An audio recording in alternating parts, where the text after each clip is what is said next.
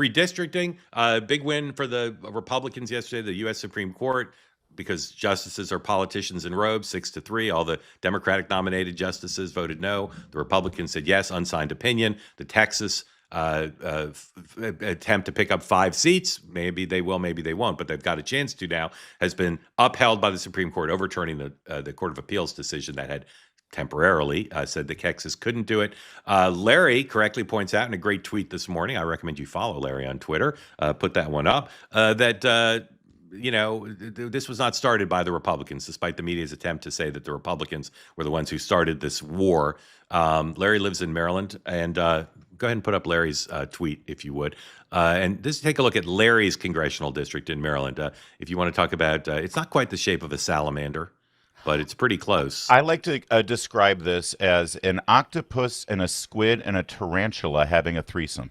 Yeah, and Larry, if your community were districted not using AI and software, it wouldn't look like that. But could a Republican win in your community? Oh, I could draw the lines in a way that would help a Republican. Well, but what if it were drawn organically? No, organically, it's still going to be a blue dominant. My district, now, my district was drawn that way. And by the way, it has been redrawn because the Democrats tried to do what Wes Moore is trying to do now, which was make Maryland 8-0. That was challenged, and the Maryland court said you can't do that. So it moved us back to 7-1. So it has been redrawn since that district line, which was, I think, 2 years ago.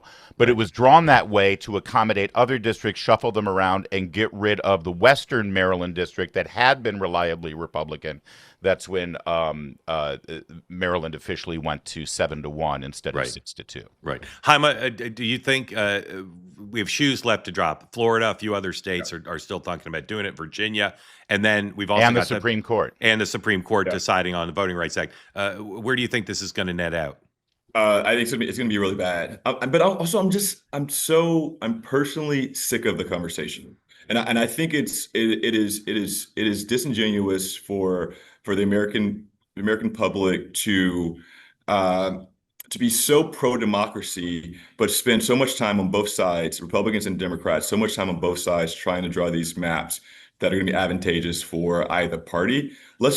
The American people are smarter than we give them credit for. They know who they want to elect. They know what they want from their government. They've expressed it time and time again. And we got to stop gaming the system to do that. So I still think it's going to probably net out to the Republicans' benefit. Yeah. And so I think that's going to happen. So we'll see. In the voting rights, I'm much more interested in the Black voters in America have had to think about this and feel about this for a very long time, and we've been toggled back and forth between Louisiana. There was one majority Black seat. Now there are 2 in Alabama, same way, and they're going to take those 2 away. And and the Voting Rights Act does get pulled back. There's, I think, about 14 members of the CBC will not be reelected because they won't have districts anymore. Yeah, it'll be massive if that happens. I agree with Jaime that the American people hate this stuff, and it would be great if they got politics out of drawing these district lines. But Mark, I think you would agree that I believe this argument is about 220 years old. Yeah, it really is.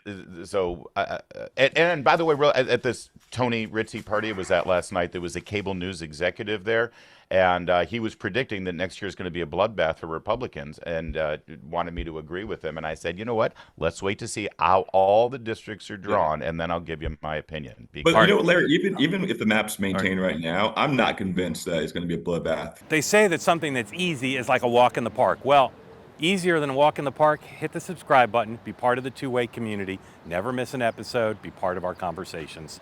Thank you for your service to America. And don't forget, you can now listen to the morning meeting and Two-Way Tonight on Apple, Spotify, or wherever you get your podcasts.